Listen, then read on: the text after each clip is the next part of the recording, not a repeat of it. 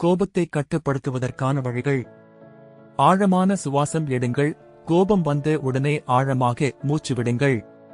இது உங்களை அமைதிப்படுத்தும். கோபத்தின் காரணத்தை புரிந்து கொள்ளுங்கள். என்ன காரணம் உங்களை கோபமடையச் செய்கிறது என்பதை ஆராயுங்கள். கோபத்தை நேரடியாக செயல்படுத்த வேண்டாம். ஒரே நேரத்தில் பதில் அளிக்காமல் சிறிது நேரம் பொறுமையுடன் இருங்கள். தட்பமான தண்ணீர் குடிக்கவும். இது உடல் மற்றும் மனதை ஆறுமாதமாக்கும். அடிக்கடி தியானம் செய்யுங்கள். தியானம் உங்கள் மனதை கட்டுப்படுத்த உதவும். விளக்கம் கேட்குங்கள். பிறரிடம் கோபம் வந்தால் அவர்கள் சொல்ல வந்ததை கேட்டறியுங்கள். மனதை மாற்று. கோபத்தை ஏற்படுத்தும் சூழ்நிலையில் இருந்து விலகி வேறு ஏதேனும் செயலில் ஈடுபடுங்கள். உங்கள் உணர்வுகளை எழுதுங்கள். கோபம் வந்தால் அதை ஒரு நோட்டில் எழுதுங்கள். பின்னர் அதை படிக்கும்போது யோசிக்கலாம். சமயம் தருங்கள். கோபத்தின் உச்சத்தில் பதிலளிக்காமல் சில நிமிடங்கள் அமைதி காக்குங்கள். சிரித்து விடுங்கள். ஒரு நகைச்சுவை சிந்தனை உங்கள் கோபத்தை விரைவில் குறைக்கலாம்.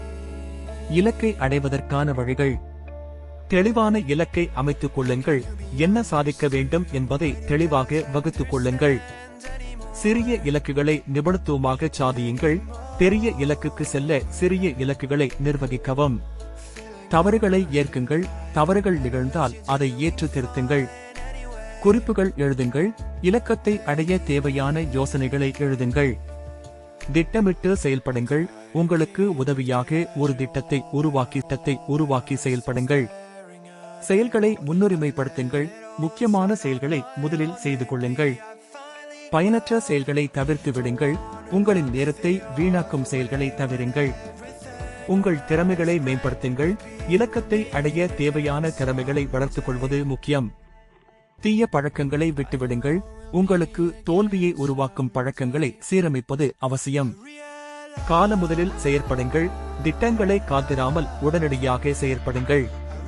கோபத்தை கட்டுப்படுத்தி இலக்கை அடைய கற்றலின் வழிகள். அமைதியான சந்தர்ப்பங்களை பயன்படுத்துங்கள். உங்களின் மனநிலையை சீராக வைத்திருக்கும் சூழ்நிலைகளை தேர்வு செய்யுங்கள்.